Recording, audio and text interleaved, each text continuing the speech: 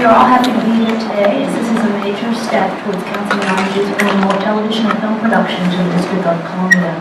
Bringing top-quality productions such as Badlands, which is produced by executive producer Charles Long in the Metropolis Studios, both in Washington, D.C., not only promotes D.C., but rejuvenates the economy and helps to bring jobs to D.C. residents.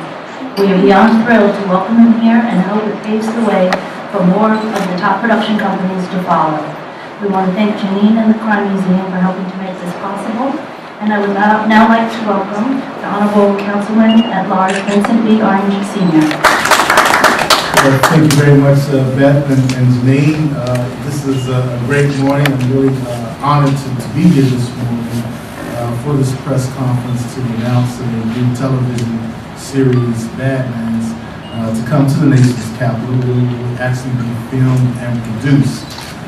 As chairman of the Committee on Small Local Business Development, I have oversight over motion pictures and television production, and I received this assignment on January 14, 2011. So you can tell we've been extremely busy trying to ensure that and let people know that the city is open for the movie industry. We are working very hard to not only have more film and production in the city, which will create jobs, create business opportunities, and oh yes, it will help us grow our treasury, but we're also looking to bring a major Hollywood-style studio to the nation's capital as well. In my role as having oversight over motion pictures and television production, I've had an opportunity to travel out to Hollywood and meet with movie executives. I've had an opportunity to go to New York. Also, I've had an opportunity to meet with the BET executives on their tape.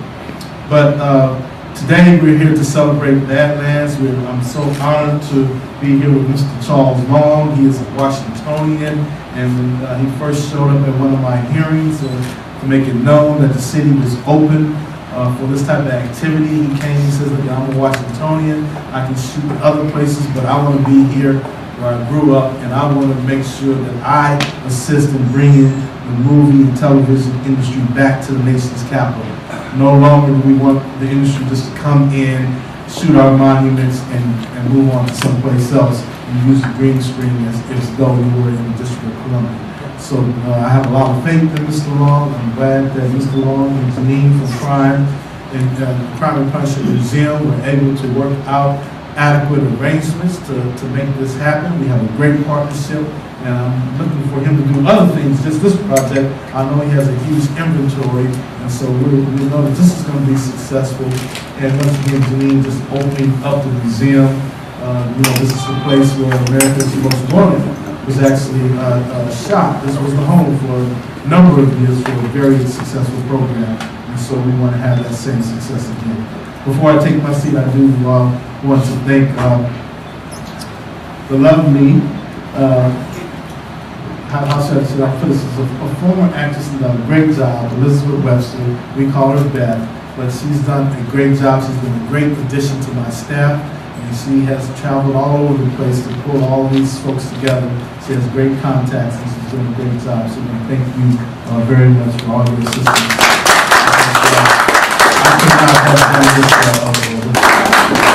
Now I would like to introduce the executive producer of Badlands and the CEO of Metropolis Pictures, Mr. Charles Long. I would also like to introduce A.J. Parr, who is the producer and director of Badlands. Thank all of you, number one, for coming out.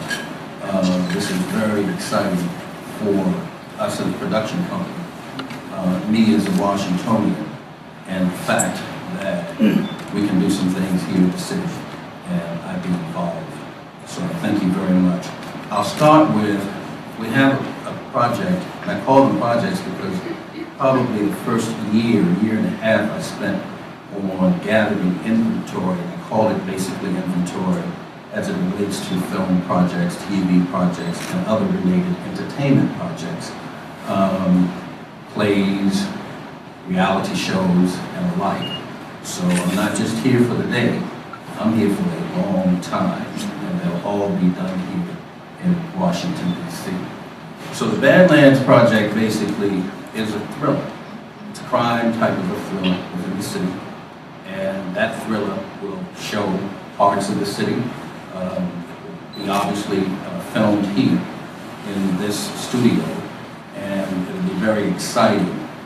What is it like? Well, you could probably look at a little bit of Boardwalk Empire. Those are the kinds of series that are really taking place here. And frankly, I'm honored to be on board with some of the top producers in the world who are producing such programs.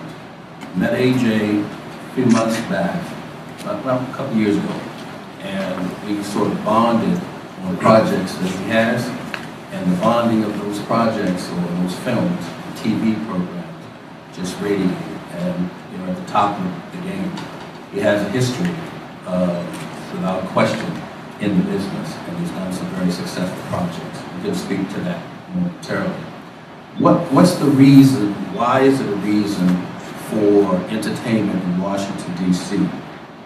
I've had enough calendar days behind me to remember real D.C., when every day was joy. Every day was a host of fun. There was the U Street, there was the 7th Street, there was the 14th Street. I mean, it was just enough to ride with my parents, who was a little bit avant-garde. They had a convertible car. We would ride through the city and see all of these places, and then there was the Ben's Chili Bowl at the end and a piece of ice cream. Oh God. So, but it was all from entertainment, all of the theaters, all of the film activities that was done here. And I said to myself one day, I said, we've got fabulous real estate, wonderful people.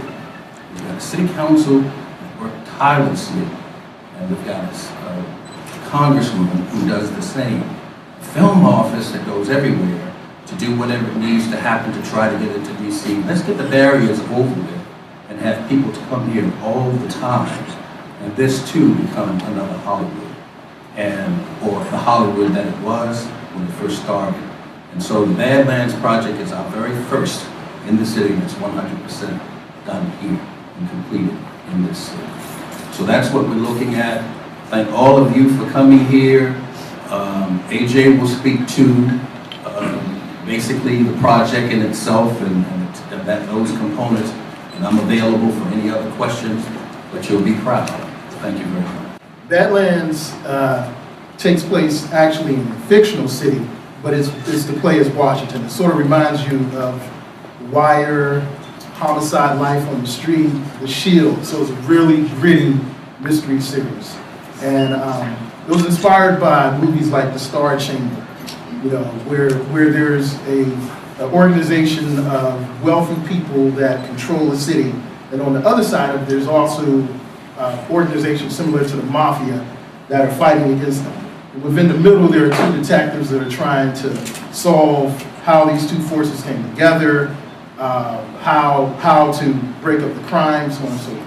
A few years ago, I did a project called The Box with Gary O'Union and John Carlos Esposito, and we were able to, even with a low budget, able to put together really nice production value, something that's, you know, extremely film noir, like Usual Suspects and so forth. So I would like to bring that type of vibe, that type of, you know, flavor to the show. I think initially we'll just stick to the crime drama side of things. So, and then who knows, maybe a couple of seasons down the line, if the councilman allows me to. I'll write about the politics, but I really want to stick to the crime mystery side of it, in particular the two main characters, David Ham and Samir Gates. Samir Gates is an African-American woman from the city who's a top detective.